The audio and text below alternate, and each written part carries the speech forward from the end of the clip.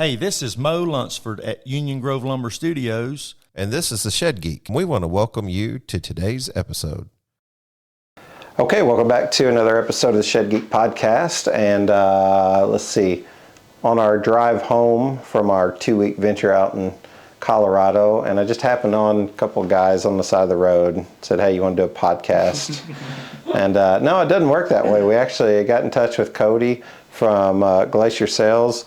Cody, Matt, and Mitchell. You got it? I got it. I should be in sales. Yeah. I remembered your name and repeated it 3 times. So, yeah, well, tell me a little bit, whoever wants to go, introduce yourself, maybe just a little bit about who you are and what you do, how you got started. How'd you find the shed industry? We'll start over here. Yep. So my name's Cody. Basically, how I got into this was I bought a piece of property on the side of Highway 60, and I was selling mulch and material, and some guy showed up and said, hey, you want to sell sheds here? And that's kind of how it all started. The rest is history, as they say. Yeah. Yeah. It's worked out for you, though. So far. Yeah. What about you, Matt? You just... Basically, he said, hey, this guy asked me to sell sheds for me. Do you want to sell sheds for me? And that's it. Yeah. Oh, good.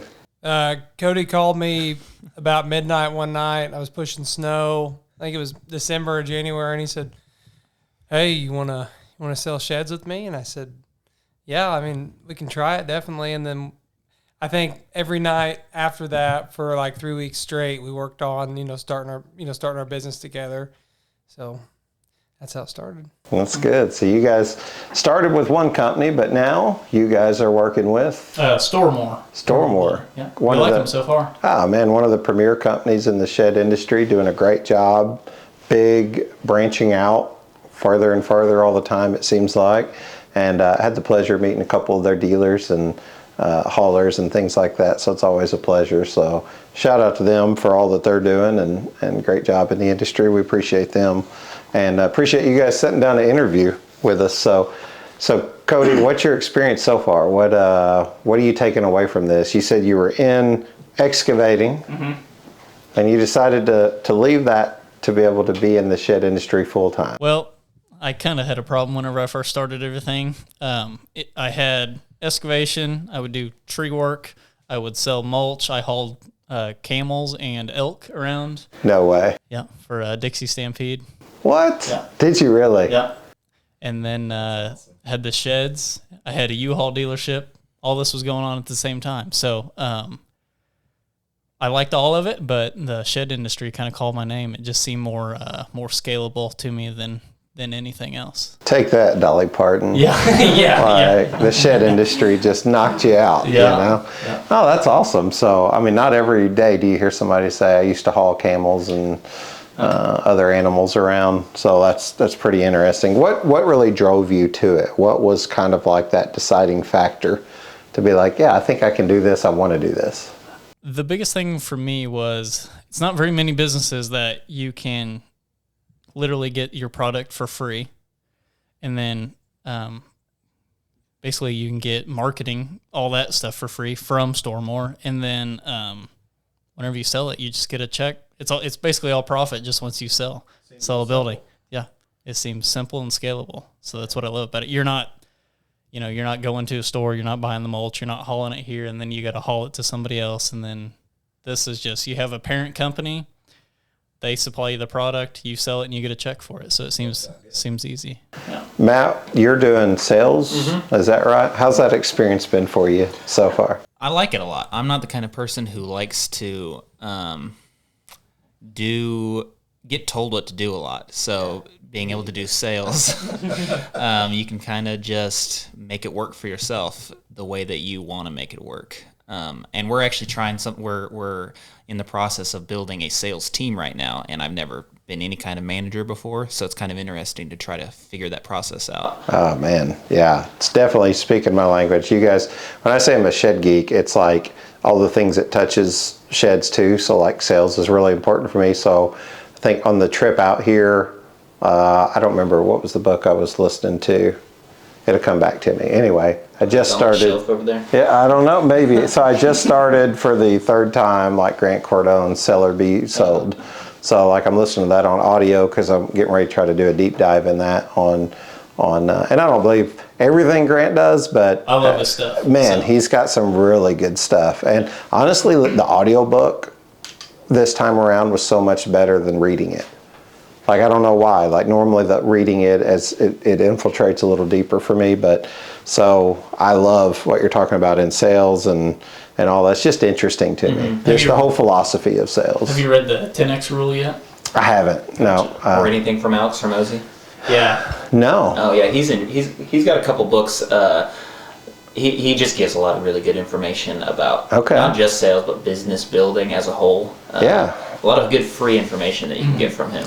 We'll compare some notes. I mean, before we leave. So like I actually have the app, like an app on my phone where I take notes and do all the stuff and try to. The hardest part for me about reading a book is like implementing the things, because you leave and read another book and then you've got all this stuff jumbled in your mind, and you got to give time to let it set in and practice the things that you are actually trying to accomplish. So I try to go back and reread a book. So John Maxwell, Jeffrey Gitomer, definitely like, Grant Cardone. There's several others that we could go through, but I love that aspect of the sales part, and that's the part I miss from selling sheds. So that's the thing about Alex Hormozy's books that I like, is that they're very actionable. He takes time in the middle of a book. He'll say, "Stop what you're doing, do this thing right now," and it gets the ball rolling on things that you should be doing instead of just reading about. Yeah, all good. So Mitchell, you're pushing snow. You're not hauling camels. You're pushing snow. You working for like county, state, or something like that, or for yourself? I own a landscape construction and maintenance company. Okay. So it's pushing snow. So you're like, selling some sheds sounds okay right now. Yeah, absolutely. No, I'd really like to touch on kind of what Cody said. I've been in, the landscape industry for, since I was 9 years old. But Cody really caught my eye because, there's so many variables, with the landscape. And they say restaurants and landscape companies are the two hardest businesses to run and own because of the amount of variables. And after Cody and I had, many conversations about, what we were, thinking about starting, it sounded so good. I was like, we can exit this out. You don't have to have all this upfront capital. And so all you had to do is work hard. And that, that really struck my mind, and absolutely we should start this. Yeah, we kind of had the same pain points in previous businesses because I had the dirt work, and it was like you'd have this job bid out for this amount. Well, then it would rain for 2 days, and then now you're fixing the entire yard because you had equipment in there. It's just different variables, and he was able to relate to that because he did the landscape thing, and then he was buying material from me. So I was like, he's a good business guy. I'm decent at it. Like, we can combine and maybe make something that's actually pretty good. No, I think it's great. Whenever partnerships work, they work great. And I've seen some of the most successful things is literally listening to that book. And Grant was talking about a 15-year-old partnership that he's got with somebody. And he's like, initially everybody's like, it won't work. But if you honestly put your head down and you stay the course and everybody stays on task and you just kind of have clear expectations, man, it's amazing what you can do and accomplish. And it's like a whole trifecta here. All three of you guys working together. Matt's taking over the sales. What kind of sales are we looking at? You guys have lots. You doing online sales? Give me a little bit about what you guys are doing, or what's your approach? So I can start this here, but basically what we have a lot in Harrison right now that we do sell from. But our goal for our company is kind of just to push the shed industry into the new era. Like, people actually do buy stuff online now. It doesn't have to. You don't have to. You don't have to. The e-commerce a lot. Yeah, for sure. You don't have to. You don't have to have somebody have a miserable life and they sit in that shed, your little office, for 40 hours a week and hope that a couple people a day come in. Our idea is that we do all of our online marketing, and we want everything to be. Like, if you want to buy a building, you don't have to drive all the way to Harrison to buy it. Here's the pictures. We have a 3D builder. I can build exactly what you want, and we can do all of it online.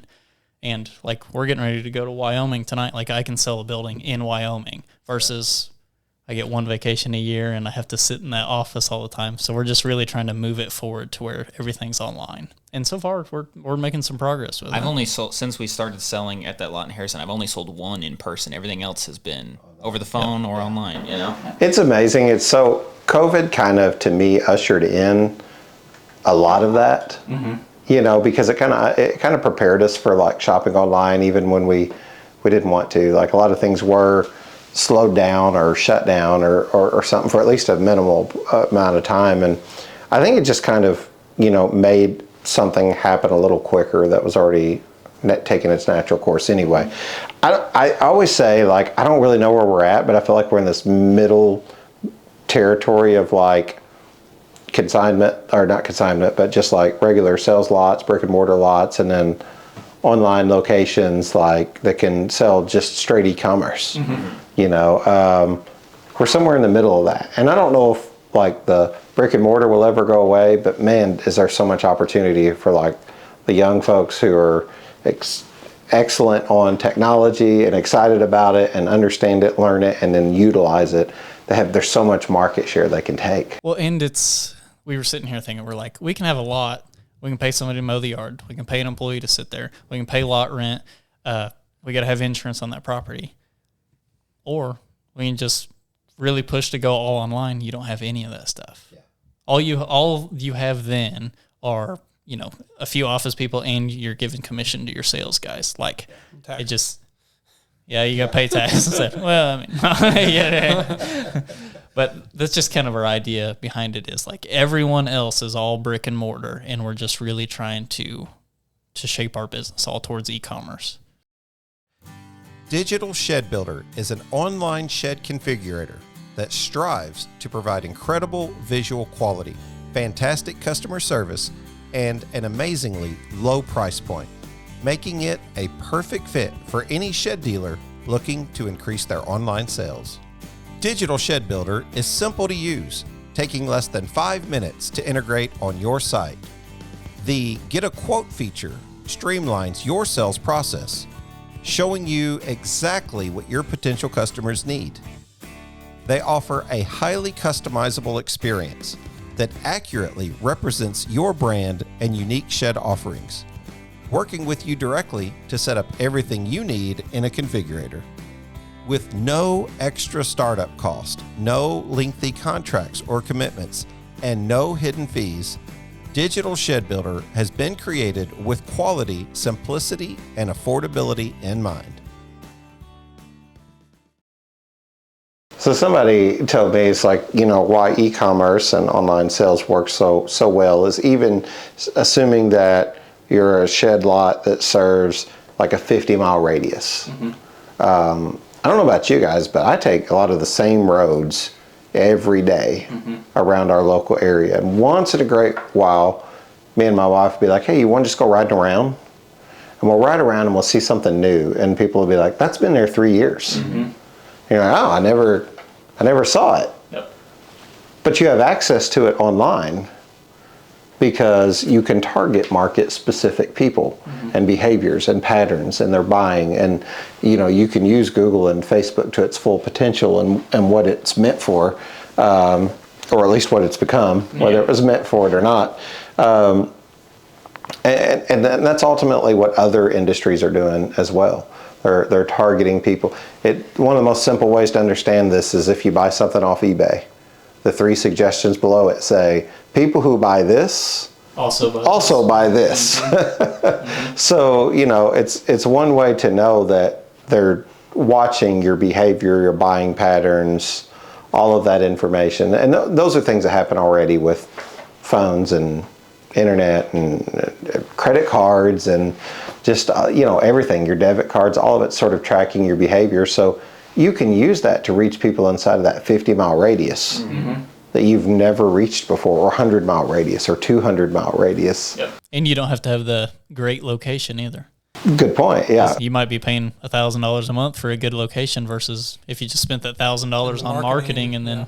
It could go into ad spend, it can go into your website, it can go into whatever and gain more traction. Now, what's you guys' experience so far with folks who are uncomfortable with purchasing online?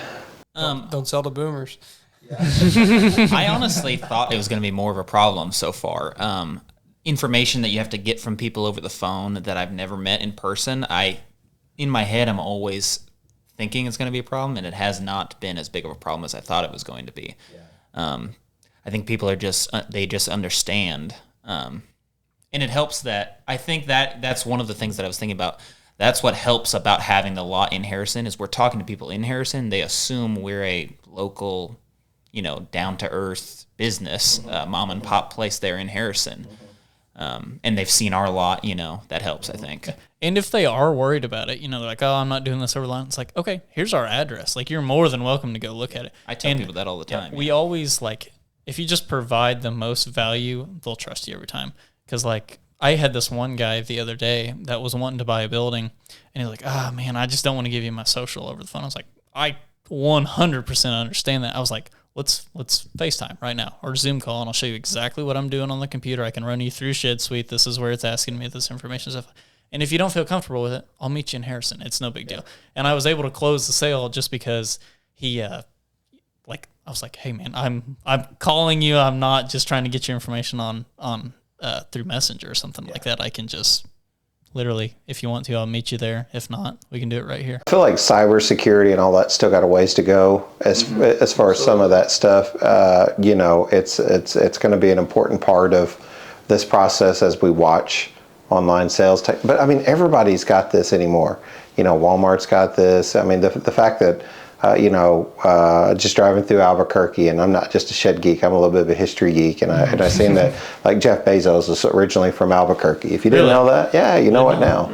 So I was like, wow, I was like, man, the home of Jeff Bezos and start drinking the water around there, and Demi Lovato. Just so you know, I don't know Breaking why. Bad. Yeah, so I remember seeing that, and I was like, wow, what a strange combination. But yeah, I mean, look at what Amazon's done in the last, 20 years. Like, if you read anything that Bezos put out there, the way he started and the vision that he had, I mean, I know it's imperfect, and that's as good a system as what anybody's doing. Mm-hmm. Being able to sell online and being able to reach customers. And we all, I mean, maybe not every one of our listeners here, but I'd say a good portion of us order something through Amazon. Mm-hmm. It's taken so much market share. And it's kind of like its own bubble, like Google or like Walmart or something. It's kind of dominated that online space. Well, and how many things do you buy online that you actually don't think about? Like my phone bill, I get charged every month online. My internet's online. Morgan and I bought groceries from Walmart, had them delivered to the house from my Walmart app for the first time. An entire week's worth of groceries got delivered here. And it's amazing, and I noticed that they when you were talking about getting information from you, I noticed that they, the next time I bought something, they showed me, here's your usual items, things that I actually, like normal things that I buy. It's like, do you need to add this to your cart? Do you need this? Do you need that? And it's just normal now to it's buy your new everything. Impulse shopping. So instead of you going to the checker to check out and you see all the impulse items.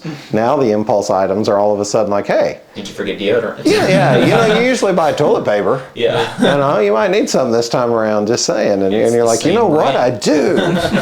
It's next thing you know, it's, and well, AI, what that's doing. I know everybody gets tired of hearing AI, but I mean, Yeah, I love it. It's not going away. it does so much. It does. I can even touch base, from my landscape company. We have mowing customers that I've had for 8 or 9 years, and they still don't want to put a card on file.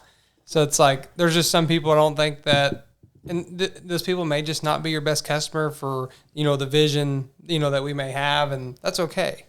That's why they still have lots that are filled up on the side of the road that have been there for 30 years, and not 30, but you know what I mean? They got grass growing through it, whatnot, so may just not be our ideal customer. You guys have a unique skill too, and with your history in landscaping, like that. If you did have a brick and mortar lot, I can only imagine how you guys could make that look, as far as like setting your buildings up. Ours don't look that good, actually. Okay, gotcha. Hey, George does a good job mowing the lawn. Yeah. He owns a landscape company. We'll hire somebody else to mow the lot. Now, have you guys ever used any of that to like work with a customer, like maybe setting a pad or afterwards, or? I used to. Whenever I still had the equipment and stuff, I would build some pads for stuff.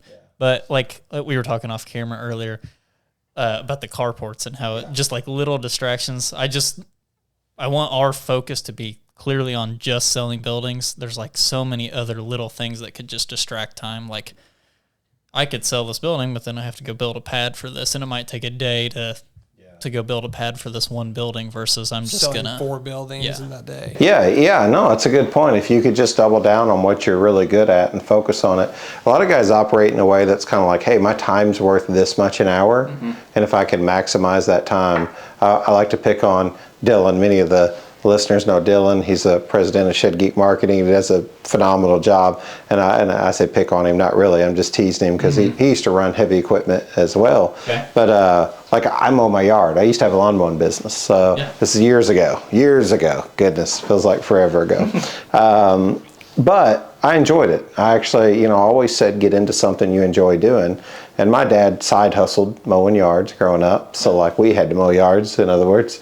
And I just actually got to where I enjoyed it and sort of began to see it as like an art. I know that sounds crazy, but like I wanted the yard to look as best as it could. Nice stripes. To this day, I still take tremendous amount of pride in my yard. So it's something I enjoy doing. It's not a burden. It's not a task. It's something that I enjoy. And me and Dylan talk about it. He's like, man, I got somebody mowing my yard. And I know he can get out and mow and all that. He can run heavy equipment and all that. But he's like, I just figure, man, it's worth the $40 or $50 or whatever the guy's coming out there to do, so I can double down and focus on what I'm doing. And I said, man, I totally get that. The only difference in me is like I enjoy it. It's not a task for me because it's something that like preoccupies my mind and gets my mind off something. So I have those little things, whether it's walking on the treadmill or mowing or just, my son likes to fish. Everybody's got something, that they're like, hey, I actually enjoy it. I don't know why I enjoy hard work, but It does something. It just puts you in a good mood. Yeah. Something you feel about it. You feel accomplished. Yeah. I think you hit it because like sometimes you don't know, how effective was I today when I sold 4 sheds or 8 sheds? I can't look at it and say, hey, I started here, built this is done. Whereas like the manufacturers can, or the haulers can, they know their job's done. It's just a different feeling. I feel like, there's some days where, Cody and I have talked 5 or 6 times, went through emails, designed a couple buildings, whatever. And, there went your day and you're like, man, what did I do today? Or you went out there and got your hands dirty and you're like, oh man, I'm sweaty. I had to have done something. I just think it's just it's a feeling that you just, I don't know, that you just kind of create after you do it for so long, going from, out in the field all day to actually, being hands off. Yeah, I agree. So, all right. So Glacier Sales, what's coming around? What's the future going to look like? We get it. You're doing online sales. You guys going to take over the industry? Like you remind me of those young guys that I see like Eagle Ridge down in Texas and like other people that just, man, they come out and they just hammer it. Next thing you know, everybody's like, man, those guys are killing it. Mike and Arlen out in South Carolina. There's groups of people that you just like know are doing phenomenal jobs. So is that what you guys want to do? Well, that'd be great. But basically, I personally hate like the idea of going and working a job every day, and I just want to like provide the opportunity for everyone else. Like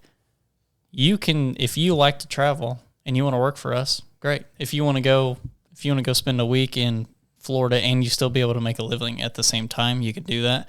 So basically, what we just want to do is we want to build a massive sales team that helps build their own leads, and we also provide a great life for those people that they can work whenever they want, they can do what they want, and they can make however much money they want. The harder you work, the more money you get because the more buildings you sell. That's kind of just kind of where we want to head. Careful, if you got a job application, I might be applying before the end of the show. It sounds awesome. No, I love it. So what's philosophical from a sales perspective? What's sort of like you guys' like mission to your customer? What do you really want a customer to know whenever they visit you guys, whether it be on your brick and mortar or whether they're visiting your website or just checking out one of your ads and you guys are messaging them on Facebook or, email, whatever it looks like. And then we'll do the opposite. We'll let you guys, we're going to go early on this episode. I'll let you answer that question, and then I'll let you guys ask me some. But what's your philosophy for your customer? Hello. Today we're going to take a look at iFab's component saw system. So we're utilizing a DeWalt chop saw. We've put it on sliders, easily to adjust. We've automated it using pneumatics so that we can run all these saws together using one actuator. We can either actuate with a two-hand safety control here or a foot pedal. The two-hand safety control comes with board clamps here, so to clamp in your board so you're totally hands-free. We've got digital readout up here to find your angle as well as your length. So we have a 90-degree saw here for your super long angle cuts. We've also got a conveyor on this system to take away your cutoffs. This system is completely modular. We can add as many saws as you need. The rails can be as long as you need. For more information, visit www.ifabllc.com. I guess it's probably different for everybody.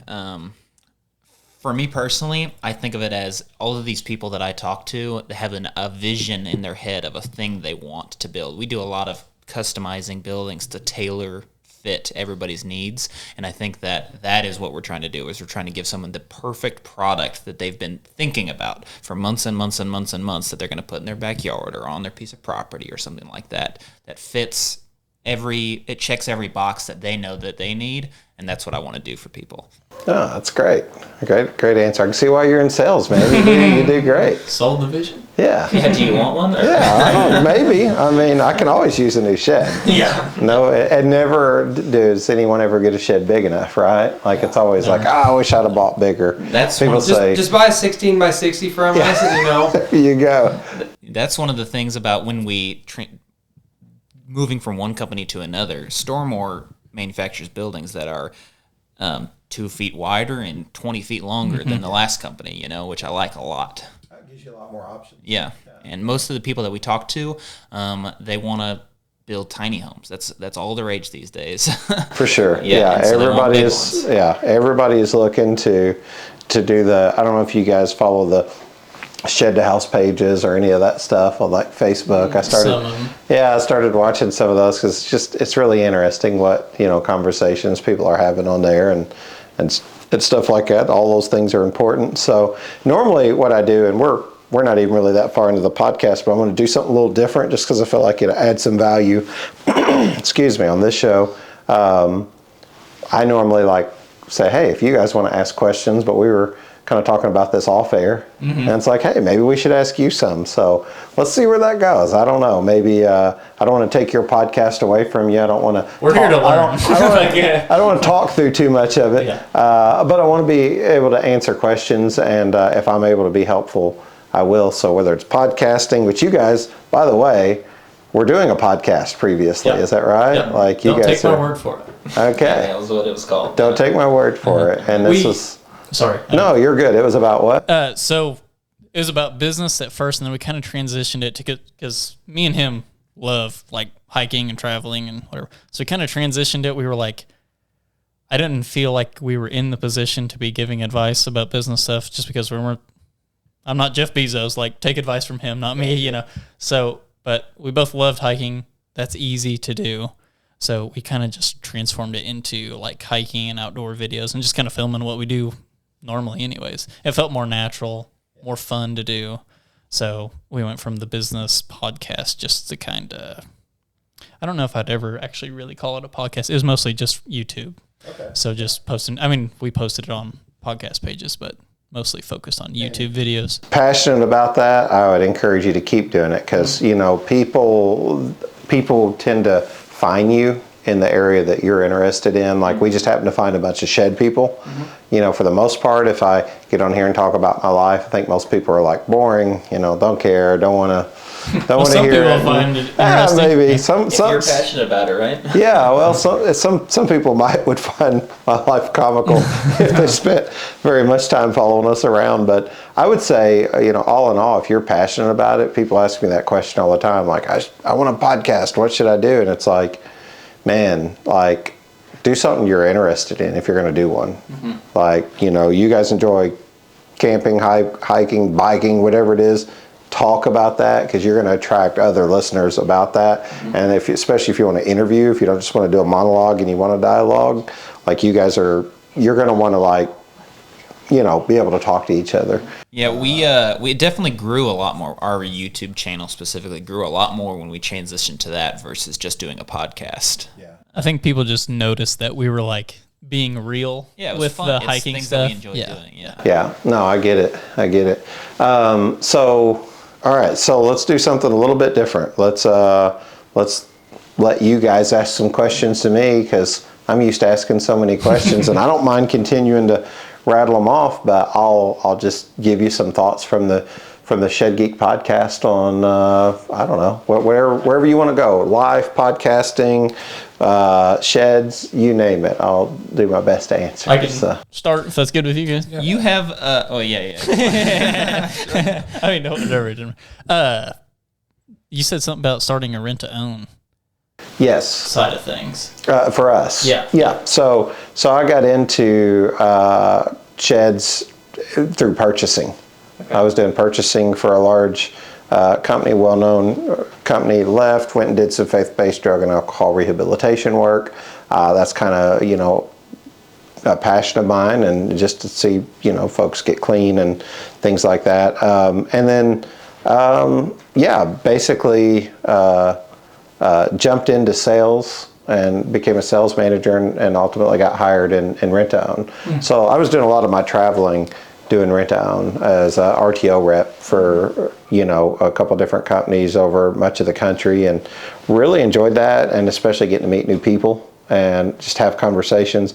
So I started the podcast because that was just a genuine interest of mine, and wanted to maintain, like, how do I say this? You were talking about pulling the shed industry into the future.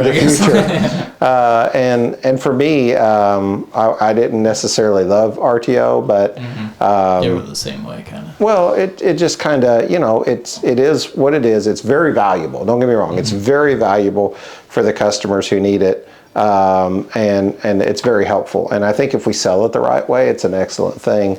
But, I'm kind of eyeballing things like marketing and finance and all these different things that I feel like are a lot of the future for the industry. And, rent-to-own's just got such a big footprint in this industry. I mean, I feel like half the sales exist because of RTO, so it's very beneficial.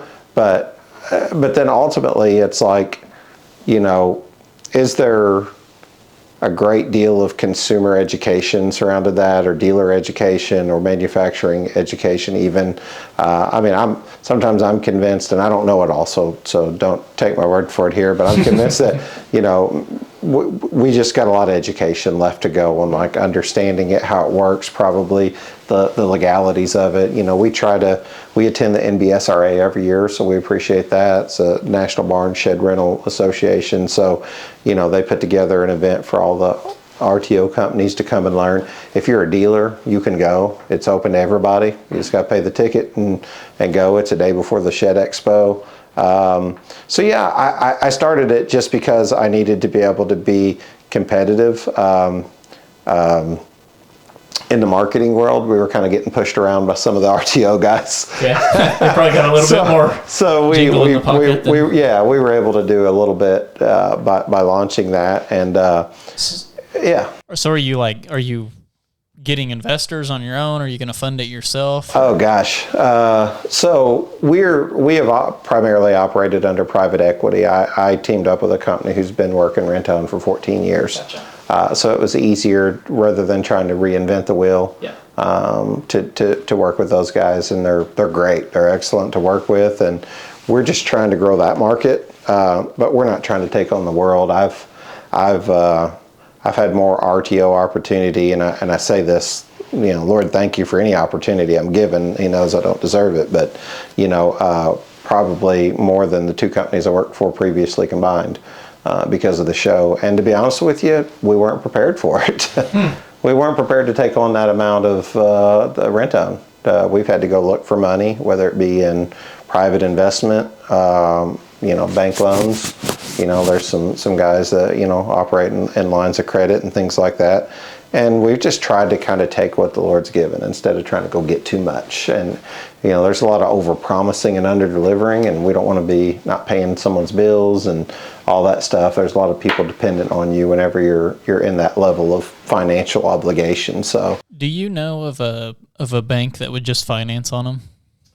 Yeah, there's a few out there. Are there? Quite possibly, yeah. Because I want to if you have good credit and you're not worried about having your credit run, I'd love to just give an option to people to be like, hey, here's a bank if you just wanted to go get a loan on one of these buildings. That way you're not paying the higher rent-to-own rates. Yeah. Obviously, if you're trying to sell from a financial perspective, credit sale is going to be, federally regulated versus rent-to-own is going to be state regulated. So, Okay. In rent-to-own, you're paying rental fees. Whereas in finance, it's an unsecured debt, and it's you're done with it. Once you sell it, you're done with it. And yeah, there are banks out there, or there are companies out there that do that. We're actually going to be launching a finance program because, if you're trying to sell sheds as a shed seller, it's not that you don't care, but you want to get the shed sold. You want to stop any objection. Theoretically. So if financing is the objection, or rent owns the objection, or that's okay, we got a friend. It's all good. I just think if we could, a lot of these people are trying to live in these things, so if we could get a bank to partner with and they're willing to do a 6 or 8% interest rate on a building versus whatever rent to own might be. 24. Which, rent to own is great for some people, and if you don't want the building full term, give it back. That's great. But I just feel like it's a better service to people to give them that option to be able to go get an actual loan from the bank on these. Yeah, cash is king, right? Everybody wants to sell for cash, and it's easy. You know your cost, and you've got your numbers figured out. As my wife, if anybody's listening on camera. No, in all seriousness, I would say, I think that there's a little bit of an educational thing here, not just in the shed industry, but in our public education. I was listening to Grant in that book, and he's like, I spent 17 years getting a formal education, 12 years of regular school, 5 years of college. And he's like, and I didn't learn nothing about what the business world had to teach me. As soon as I got into it, he said, I learned far more from going to seminars and things like that than I ever did the public education system. Well, most people think of rent to own, and it's probably been sold like this for years as a traditional loan. They use improper terminology technically, and again, I don't know it all. Go see professionals who do. Yeah. I'm telling you from our perspective, at least our thoughts, and that is, we use words like interest, we use words like ownership or whatever, when really renting is the same as if you're going to rent a home. The difference is it's a month-to-month lease, and the way I used to like to try to explain it to people is, you're not owning the building. You're not building equity in the building. There's no ownership technically, theoretically, until you've paid all 36 months or 48 months or 68 months of the contract, and then we give it to you. So the way I used to explain it is to people, hey, those storage units down the road? We're going to take one of those storage units, we're going to cut it apart, and we're going to bring it right to your yard.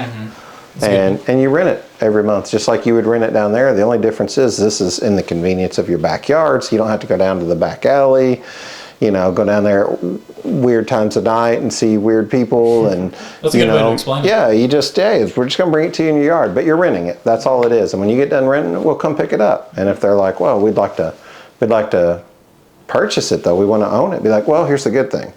Unlike the storage unit where you just keep renting for years and years and years, if you pay out 36 months, we're just going to give it to you because it's not worth coming back to pick up. And then they kind of understand we're just renting it. We're not paying payments. We're not paying ownership. Are you a dealer who sells multiple products at your shed lot? Are you tired of sifting through clunky or overcomplicated softwares to simply sell a product? If so, it's time to call Cal. Consumer Aligned Logistics is the affordable, simplified, and scalable solution for your shed, carport, or even RTO company. We are partnered with Idea Room and Shed Pro for configurators and have multiple RTO partners to choose from JMag to Heartland to Shed Geek Rentals and Scott's RTO. And if your partner isn't listed here, just ask. We are happy to add more. Give us a call at 425-359-3279 or visit calcanhelp.com. That's CALCANHELP.com. The problem that has been for a long time is like people believe they're making payments that build their credit or all that, and maybe it's not sold the right way because we're just not investing into the education. We're just trying to get the sale as opposed to explaining it. Whereas traditional finance and getting an unsecured loan, but something with a decent interest rate with a good FICO score, totally different ballgame, right? Like totally different. You deliver it based on their credit, they're good, they keep it, it's over. Like you don't go back and pick it back up like a rental. The hard part is finding banks, I think, that are going to give a decent credit score to subpar credit. So you've got this extreme where like the rental fees might be, $3,000 on a $5,000 building, so they're in total $8,000 of rental fees. Whereas at 6% interest on a $5,000, maybe they're in, I don't know what that would come out to, but let's call it $6,000. Now they're only $1,000 in for total cost, $6,000 for total cost. And they're like, wow, it's way cheaper to pay 6 than 8, so I want this. And then they go to apply, and they've got a 530 credit score, and it's like, yeah, you're going to get an interest rate that's 18.99, and you're back to where the total cost is almost the same. And I just don't think banks are hungry or have an appetite to go after that subpar credit, or I think they're going after the 680 FICOs and above. The issue I've called banks. I've been like, I've been running this idea through my head for years now. I'm just like, I can't find a bank that'll loan on them. But I wish I would have saved it, but I think it was on that Facebook group, and it was like, hey, this bank's loaning on these buildings. And I was like, I don't know. I scrolled past it or something. But like I talked to my local bank, and they won't loan on them because they don't have titles. Yeah. I don't know if there's a way, not that the shed industry would want to do it, but I'm just like put VIN tags on them or something with titles, because then they could get loans from banks on them. But I get why the corporate wants to do it. There is a company that wanted to do this, and we talked about it. He was maybe like within my first 6 months of interviews, and Jeff Huxman with Shed Hub was wanting to do a SHIN number, Shed Hub ID number, and put a VIN, but put a SHIN on every one. The problem seems to be, and this is what I talked with Jeff about back then, is like the VIN numbers are government mandated. So you have like a state mandate in each, and a federal mandate that says, hey, you got to have these VIN numbers, and the Secretary of State oversees it. With sheds, we don't have that. And like most people don't want more government. No. So like, you know what I mean? You're not saying like, hey, let's create another division, pay more taxes to oversee this. So the value proposition has to be better to do it than not do it. Gotcha. And I think the hard part is there's just like a lot of the industry is like, nah. How do they do it on trailer houses? Yeah, I don't know. I would imagine that's probably, what's the word I'm looking for? So it would be government mandated too, because you have to be certified modular. Gotcha. So like that's, I think, a lot of the things that split us in the shed industry when you talk about tiny houses and like sheds. The difference is if you're offering up a homestead, it needs to be like certified by engineers and different, municipalities or organizations that say, hey, this is safe to live in, as opposed to being a shed. And this is why, most folks don't want to, and rent on a shed, just because like our house for a shed, because it's like, it's a legal nightmare to like take back a home versus a shed. We're just repoing our shed. Not repo's not the right word. People's going to get on to me for that. But go Previously owned. ahead. Yeah, previously owned. My assumption was that it had something to do with the regulation behind the finances of it. That doing rent to own on a home had different regulation for basically lending money to someone so that's why they're careful to make sure that it's not a house, that you're selling. Yeah. No, I speak from my experience so far, and it's far less than what some people can elaborate on. That's why I always seek like the professionals' opinions on that. Yeah. We've just kind of been around long enough to kind of talk the lingo, but this is what we're talking about on this podcast today is like conversations that dealers have all the time. Mm-hmm. These are like all the off-air conversations. This is like all the details of like, when people come together at shed hauler events or shed sales, trade shows, and these are the things that they're talking about, or the hour-long conversations that you end up on a phone call with somebody just because you know them in the industry. People are asking those questions because they want to understand that better. I think that marketing and finance are two areas that I really want to focus our business on for the next several years because I think they're going to be a big part of the industry. Rent-to-own's not going away, just to be clear. It's going to be here for a long time, and I do think that people are hungry not only as dealers and manufacturers, but even as consumers of our products to want the lowest cost they can get. But that gets into the rent-to-owns stash a little. Yeah, I mean, I get why corporate wouldn't want to do it, but I just think like if you could get a loan from a bank, get that lower deal, we could probably sell 20 or 30 buildings at a time to an Airbnb place or something like that. But no Airbnb place is going to be like, yeah, let's rent to own all of these buildings. You know what I mean? I missed to sell just like this past weekend. He didn't want to, he was building a house, so he didn't want to front all his cash, just in case. And I gave him the terms, and he said, I don't want to spend that much in interest as he's trying to buy, pay the taxes and stuff on his house as he's building it. And I think if we could have had a cheaper interest rate, or I could have provided, hey, call this bank, call this banker, the purchase, it would have went through immediately. Well, and those are examples where RTO really is handy, because like you don't want the credit score, you don't want anybody running a hard check on your credit. And it's like, hey, I got my money tied up in this house, and that's actually becoming a more common customer, I think, in rent-own. It's not just the strained or stressed credit or no credit. It's also like with inflation, the way it's been in the last several years, you're seeing, folks with better paying jobs and decent, wages still struggle because they're putting their capital into purchasing a home, or they just bought a car and they're like, I don't want to be on the hook for this shed too, this $8,000 shed to throw in my backyard, and rent-own's a perfect example for them, where they don't want to have something show up on their credit. And then if they get tired of it or it doesn't work out and they can't make the payments, they can return it. Yeah, it's definitely got its place. I would. Doesn't take a credit hit, does it? No. So that's good. Yeah. More questions. I like these conversations. They're really simple, so they're fun. I like it. What do you, when you've mentioned marketing as something you're pursuing? Can you explain that a little bit more? Well, so you guys are online, so if you start to understand the power of a couple different things, like why Google and Facebook exist, or at least what they do now, right?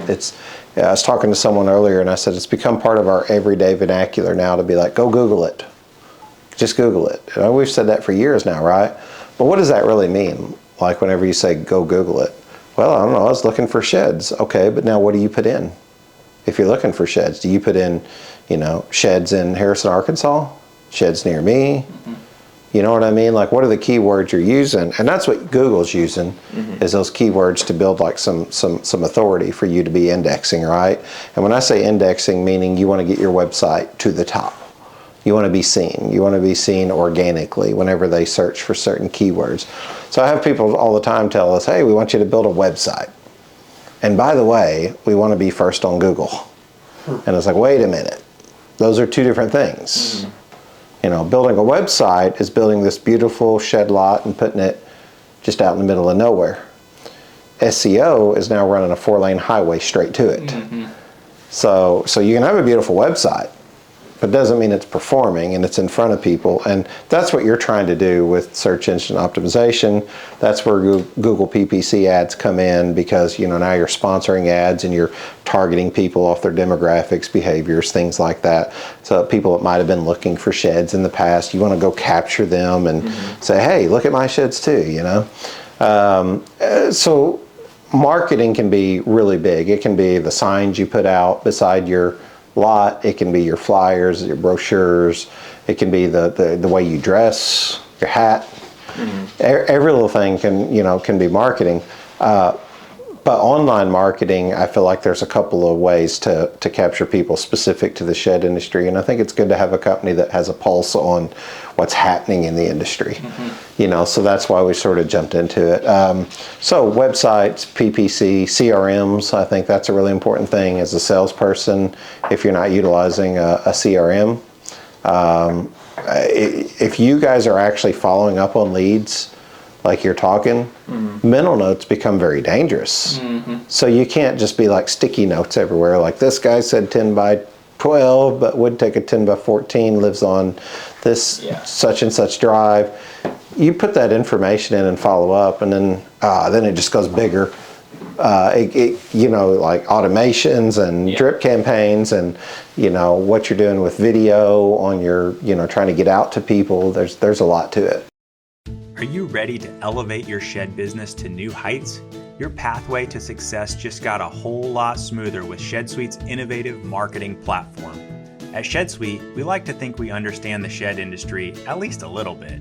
And over the last 7 years, we've been building awesome software for shed businesses.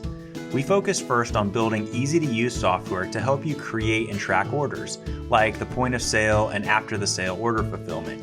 And now we're excited to announce our full-feature CRM.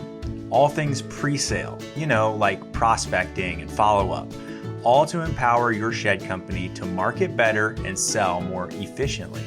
Our platform empowers you with a marketing toolkit designed to amplify your online presence, engage your audience, and drive sales like never before. Enjoy the ease of conversion tracking, email marketing, centralized lead communication, and so much more. Oh, and guess what? It even comes with an iPhone and an Android app. With ShedSuite's marketing platform, crafting and deploying effective marketing campaigns is a breeze. The advanced reporting functionality allows your team to analyze real-time conversion data so you can make informed decisions and watch your business flourish. There's no better time than now to join the community of shed business owners who are scaling up with ShedSuite. It's time to turn your marketing efforts into real, trackable results. Visit shedsuite.com/marketing to get pricing, explore the features, and book a demo. ShedSuite is committed to building top quality software to empower your shed business to thrive. So what are you doing though? What are you doing for people in the all marketing of that space? Yeah. How so? Like, you're building websites for people? You're running ad campaigns So typically you're doing emails? Yeah. What do you? Yeah, all of it. So typically we'll start at like the conversation, I usually start at like a branding guideline or like logos. You know, you start out and say, well, do you have one? Do you have color palettes? Do you have all of these things in same fonts and things like that? Have you built that? If you have, great. If you haven't, we suggest starting there.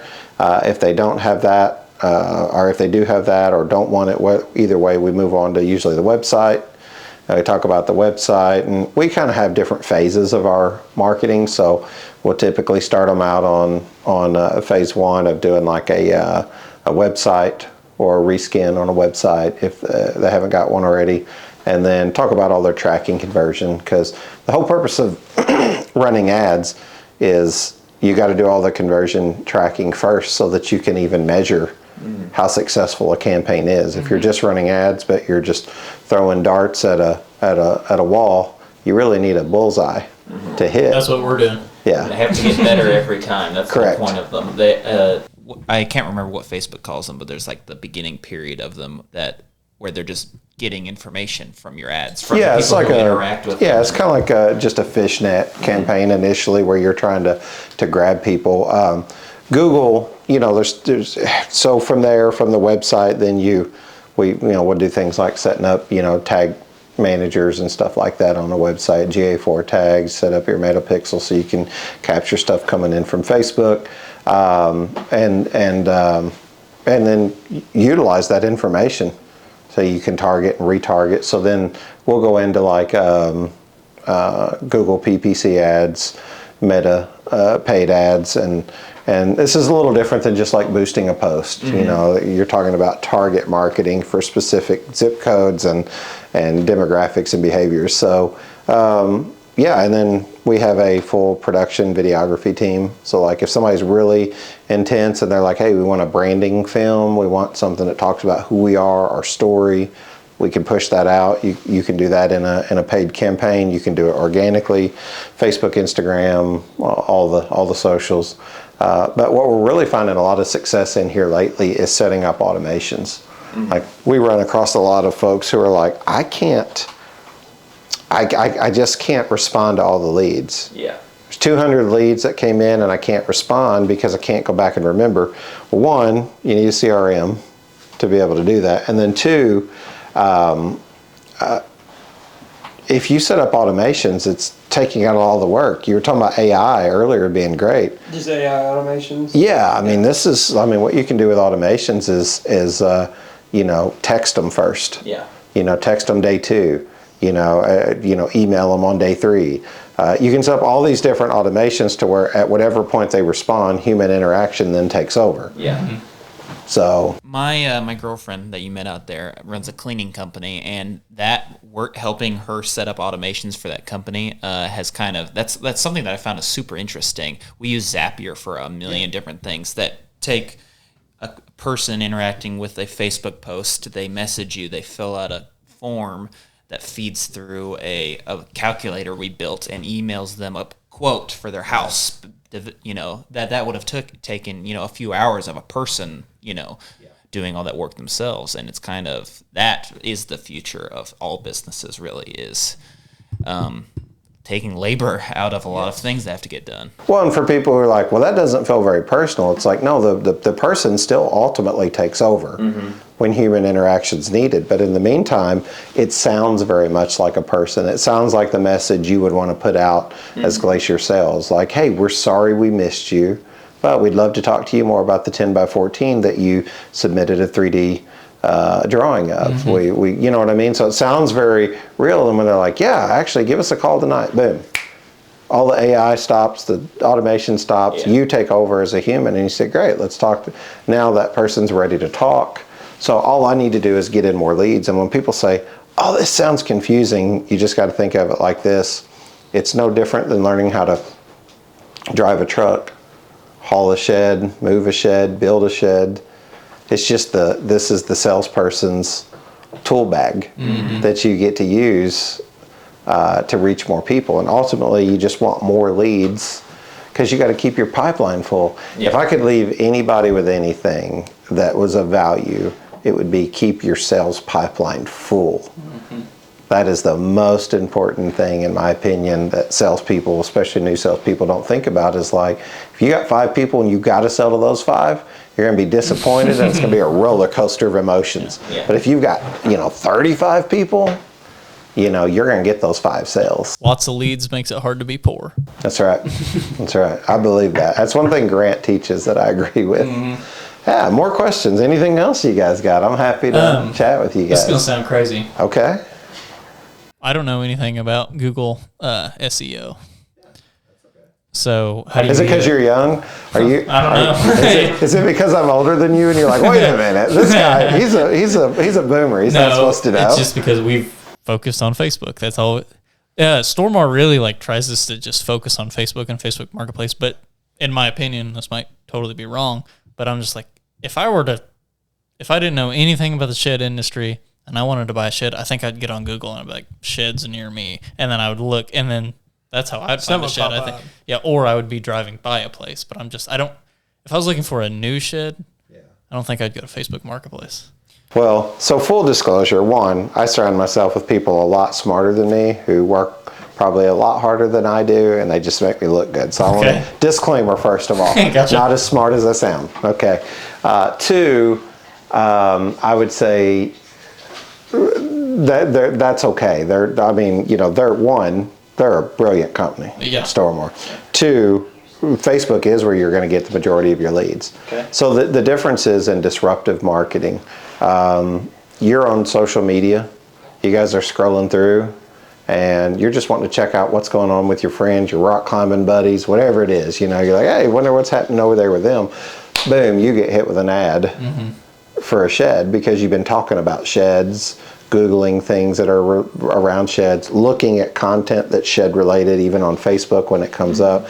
So they're kind of gathering data on you, and that's what that pixel does. It's kind of gathering data on you and saying like, yeah, you're looking at things that are related to these other demographic. You're a white male, you're 27, you drive a whatever BMW, and you know what I mean? Like people who are white 27-year-old males typically who drive BMWs also like this stuff. So they kind of got you in a little box, you know what I mean? Where you might not fit into perfectly, but theoretically, that's kind of your people. You're kind of like these other guys, you know? So, but it's disruptive marketing. You're scrolling through and you're just wanting to hang out and talk to your friends, and boom, you get hit with an ad. Or you were talking about sweet tea earlier and you get hit with a sweet tea ad, whatever it is, I don't know. Google is a little different. You're looking for something specific. You know, no one Googles something hoping to find something else, whereas Facebook, you get on and find an ad, or you get on Marketplace or whatever. When you Google sheds near me, you're probably not looking to spend that tax money on a four-wheeler. Yeah. You're looking to spend it on a shed. See, Facebook disrupts you, and it's like, hey, here's a four-wheeler ad. You're like, ooh, this money's burning a hole in my pocket. Oh, by the way, here's also a four-wheeler. Could use a new four-wheeler. Hey, here's a mountain bike. So it's like, you know, it's just catering to all shoppers. It's just disrupting your social time and hoping that you'll be interested. So it's what we like to say is it's a less qualified lead. Facebook. But it's a lot more lead. That's what I was thinking about, was how likely is it the person who is disrupted by a shed, how likely is it that that person is going to buy something as, you know, as expensive as a shed, you know, whereas someone who is Googling a shed already knows they want a shed. Yeah, so like this isn't a perfect scenario, but just theorizing here. You know, say you got 10 leads on Google, and say you got 25 leads on Facebook. It takes 25 leads on Facebook to equal 10 Google leads, because you're probably going to have 2 of those buy out of Google, and you're probably going to have 2 of them buy out of Facebook. That's probably why they're cheaper though on Facebook. That's right. Those leads are, yes, because you don't know, those people aren't specifically looking for a shed like Google. They're Googling it. Well, on Facebook, all you have to do is click, I'm interested. Or, you know what I mean? In Google, you have to actually call that person or text that person or go to their website and fill something out.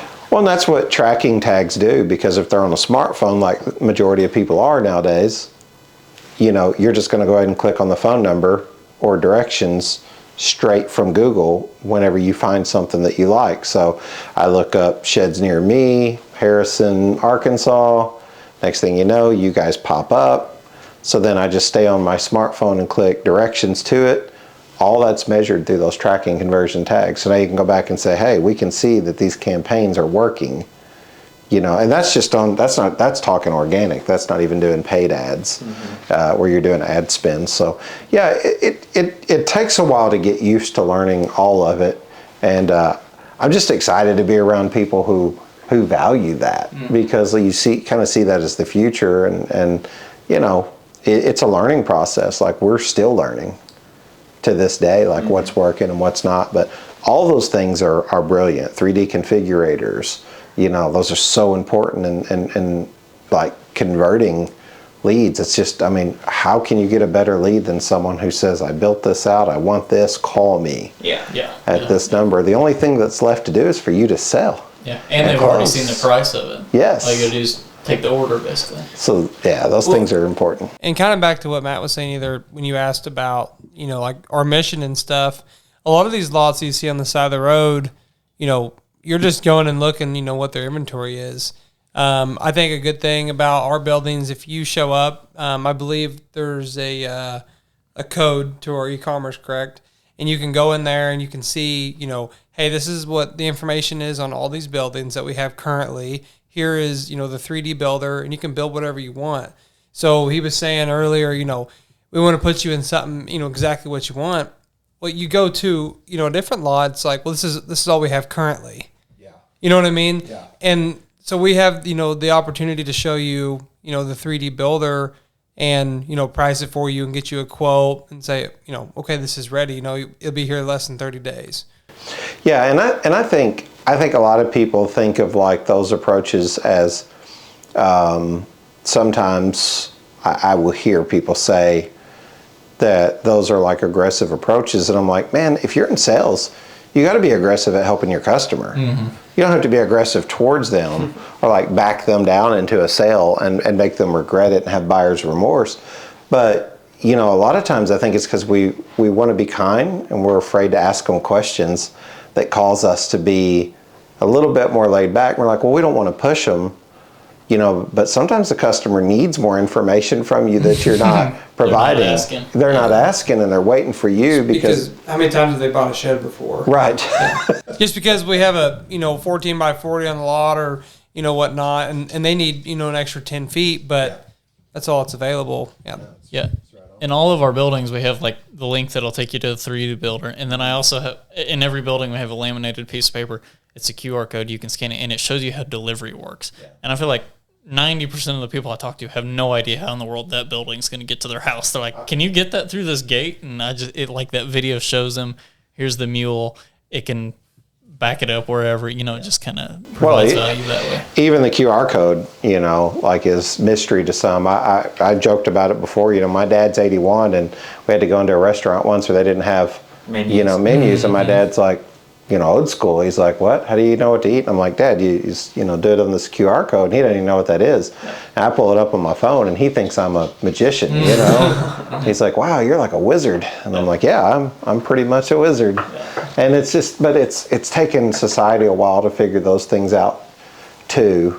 So it's not just sheds, it's us as consumers.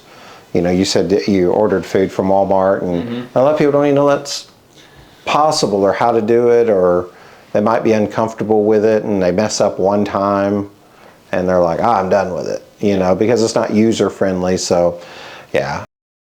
Here at iDenagro, we have been providing custom nameplates for the shed and furniture industry for over 20 years. We are so pleased to know that shed manufacturers see the value in expressing their shed brand to potential customers using an iDenagro nameplate. When you add an attractive decal to your product, you will more than pay for the cost with increased sales. Clients will not only be able to identify the shed brand, but it will help to brand and advertise to potential customers who can easily see the nameplate, and in many cases, find a phone number or website to shop for themselves. At iDenagro, we are happy to continue to serve and invite you to visit our website at iDenagro.com or give us a call at 540-283-9193.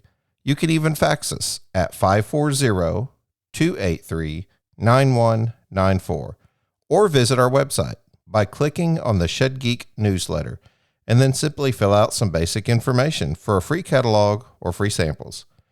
Thank you, Shed Industry, for allowing us to serve you in identifying your sheds. iDenagro. Identify your products, grow your business. I can't say enough of what Stormore is doing with you guys. They're an excellent company. We want to continue to show them love. We appreciate any of their dealers that sit down and chat with us, and we want to always talk about how they are a wonderful growing company, and we see them everywhere we go. So I'm super excited about seeing their new building being built there close to home in Mayfield on Highway 45. We see it every time I go down through there. So really? Yeah. We haven't made it out there yet. When you do, come out. We'll take you out to eat, or go somewhere in Paducah there and get a bite. Yeah, I used to go through Paducah all the time when I was hauling chickens. Really? I used You're to getting more interesting by the end of this podcast. Yeah. Like chickens, camels, what else? I would take at least one load of chickens to Tryon, Georgia, once a week. Well, there's a chicken plant there in Mayfield between Tyson, between Paducah and Mayfield. This was like a private guy. He actually sold them again. They didn't go to the butcher. Huh. How about that? I guess chickens down there are worth more than they are up here. I don't know. How about that? Guys, anything else? It's an hour and 5 minutes in. Oh, really? We usually shoot for an hour, so we've got plenty here, but I got one more question. Yeah. If you're good for it. Yeah. Out of everybody you've interviewed, who's been like done the most in business? Oh man, I don't even know who the top players in this business are. done the most in business. You mean like Just revenue, sales. Like a deal. oh, Yeah, a dealer. like a dealer? Man, I don't know. Stephanie, maybe Old Hickory dealer. I don't know. She's killing it. You know, there's some really good ones out there. I don't know. I know she was like, I don't know, maybe 6th in the company or something like that. So maybe I just haven't interviewed number 1 through 5. But there's been a lot of dealers that I've learned from in this process too. Like I was a dealer at one point. We had 3 lots, and I've seen folks that are, you know, really killing it. I mean, you know, most companies really want to see $1 million shed lot, you know, annually. I think that's a good across the board standard to hit. To be able to sell $1 million in sheds every year. There are those folks hitting that 2 and 3 million, and maybe there's more, but it's very possible. It all just depends on your drive, depends on your willingness to learn, I think. Adapt, you know, take advice, and I think learn about your industry. I said something on the podcast before, I probably sounded bitter. I was like, man, I'm surprised we get about 1 or 2 unsubscribers from our newsletter every week. And I'm like, it's okay. You know, I'm not bitter over it. My mind goes to this place though. Like, man, if I were selling cars, I'd want to know everything about the car business. You know, no matter how valid or not, I just want to know, you know, if there's a podcast on the car business, I want to know. You know, if I were selling milk, I'd want to know everything about it. If I was hauling chickens, I want to know what other people have seen who's hauled chickens before and say, who's done it the best and how do I get there? Well, that's why I asked you that question. I was like, if you know somebody that's doing really well and you wouldn't mind sharing their contact information, you don't have to do it on here, obviously, but like, we're willing to fly out. I want to talk to these people who are doing good. I know there's a guy in Salt Lake City that I've been seeing him post. Brandon, probably. Yeah. Brandon Suarez. Yeah, he's been on the show. Excellent guy. Yeah, absolutely. Brandon's a great guy. He's also kind of got known starting in like shed hauling. And there's some, go back and listen to some episodes. You'll get a laugh out of some of it. But jumped into selling sheds, and I couldn't agree more. Everything I see from him putting out content, Brandon's an excellent sales guy. So he's kind of 2 for 2. Yeah, do it, man. Just like, hey, if you need some company for a couple days or something, I'd like to just kind of shadow you and see how you do things. Yeah, absolutely. I guarantee if you hollered at him, he would appreciate it. And you know, I know some hauling guys that have reached out to him. I actually met a guy out in Cortez, Colorado, that mentioned Brandon on this trip, and he's like, I reached out to him about, you know, some shed hauling questions and stuff like that. So he's a really great guy. They actually had the shed hauler bash there about 18 months ago at his location out in Ogden, Utah. So we got a chance to go up there, and he's a top-notch guy. So what's this? Sorry, I'll keep you. No, you're good, man. You're good. There's an event in Michigan. Michigan. So the Shed Expo is hosted by the Shed Business Journal. If you guys get the Shed Business Journal, if not, you should apply for it. It's a magazine that comes out, publication that comes out 6 times a year, I think. And they have a event every year called the Shed Expo. And it's open to dealers, manufacturers, haulers, everybody to just go and learn more. There's quite a few people shows up there. It's in the thousands. I just don't know. I was like, I don't know if this is somebody that's going to have 30 people there. I was just, not that that's bad. It's 10-hour drive. I just like for it to be. It's probably, you know, I don't know what numbers. Marty'd have a better a better line on that, but I'm just going to guess between 3,000 to 5,000 people. Oh, wow. Show up, and maybe more. At this place in Michigan? Mm-hmm. Okay. Yeah. And then there's 2 trade shows in the industry. So just in transparency, Marty in the Shed Builder Expo has been around for a long time that I know of. I think they just celebrated 10 years for the Shed Business Journal. It was formerly Shed. That's my wife again. It was the Shed Builder magazine, and then it's become Shed Business Journal. They did a name change, and then it used to be called Shed Show. Now it's called the Shed Expo, and instead of every 2 years, they have it every year. So this year to be in Michigan, I'm not sure where it is next year, but we go every year. We set up a booth. Sometimes we do shows there or talk, other business with people. But it's like a big community, and the one thing you love about this industry is most everyone's friendly and helpful and all of that. So I think that's the main thing I've learned is that, like, whenever I was selling with Ozark, I was like, I thought I knew quite a bit, but then whenever we went to Stormer, I was like, I don't know anything about this industry. I had no idea. It's huge. But it's small. The people are like, a lot of people know each other and they're friendly and they're helpful. I mean, you have a couple of bad apples in every industry, but generally speaking, I think most people are helpful. And we've tried to set out on a mission to do that. Tyler Mahan, if you ever get a chance to visit him, he's over here south of Oklahoma City, and I think it's Paul's Valley. And he had wrote in the magazine for years. He's been in it for years. And he had a quote early on in our show that said, rising tide lifts all boats. And that's kind of the approach that we've taken with the show. He kind of set the standard for that early on in the interview. And I said, yeah, man, that's what we're trying to accomplish here. Is that like we don't have to hate our competition or bash our competition.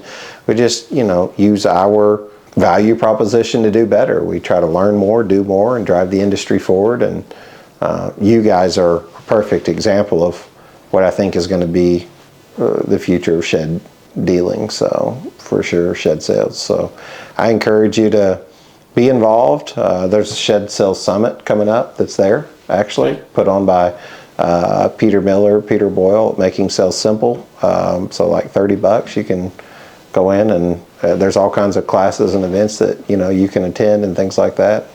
It's just a fun couple days. Nice. So I think it's worth it if you're going to invest in the industry, for sure. It's September or something, right? September 25th and 26th this year. Okay. Yeah. I think we'll probably go. Yeah. Did you say you had 3 lots? I did at one point. So did you have salesmen? We did. We had a couple salespeople that worked for us. We got out of selling sheds just because the marketing space became more prominent for us. On those salesmen, or even on these top dealers, I know we're running out of time, but even on these top dealers, are they having salesmen? Like, do they have sales team? Yeah, there is. So it's a mixture of how people do things. It depends on if you're manufacturing, if you're vertically integrated, if you're, it just depends on how you're doing it. But a lot of times people will absolutely have salespeople working there. And, I think you do better with a team, personally, because I think you're going to grow better in a spirit of cooperation with everybody. But yeah, it's very common to have a sales team, and some guys are doing this. I'd encourage you to go back and listen to the Eagle Ridge interview. Guys down in Texas, they do phenomenal. There's quite a guys down there in Texas that are doing good. Wolf Valley, I mean, they have these established sales teams, and they know how to sell online. There's other guys I've ran into, and I hate to call them out if they haven't been on the podcast. I'll only say that for some of the ones that's been on, because they've already shared that, but I don't want to share otherwise. Gotcha. If people might think it's a bit of a competitive advantage to have like this organized sales team, but man, I believe that you're selling a shed, you're selling storage in most cases. So it really doesn't come down to the product, although that's important. It's good to be able to showcase it with a 3D configurator, and you hope that they're using good techniques and products and material and things like that. But it's really your systems and processes that sets people apart. So basically the only objection we can get, and the only one we ever do get, because we have the 3D builder. So They're like, I don't like the color. It's like, well, we can get the color. You don't like the size, we can get the size. The only objection we ever have really is price. You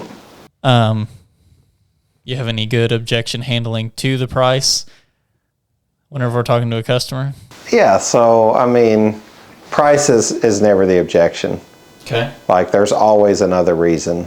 There's always something else, because if the value prop is there, the price is never an issue.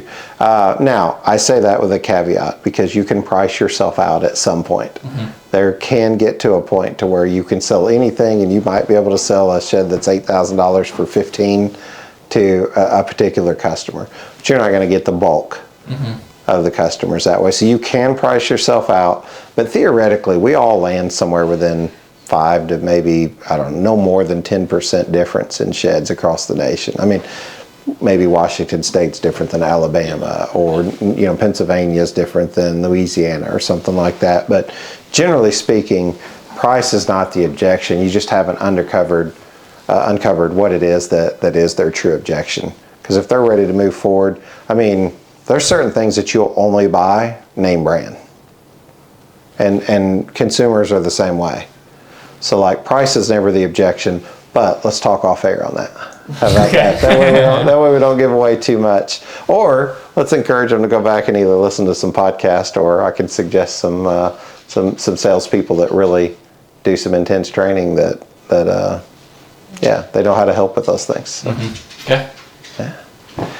All good? I think we'll let you go home. It's all good. I appreciate talking to you guys. Appreciate you being on again. Glacier Sales, Harrison, Arkansas, but Springfield, Missouri for today. So Springfield, Missouri for today. It's definitely a lot of fun to talk to you guys, and I feel like I'll see a lot more of you in the industry. Yeah, for sure. So we'll probably try and go to that thing. So hey, swing by and see us. We'll have a booth. At least stop by and say hello, and appreciate you guys letting us do this interview. Yeah, absolutely. Thanks for coming. Thanks for your time. Hey, this is Mo Lunsford in sunny Union Grove, North Carolina, and we want to say thank you to all the guests and listeners.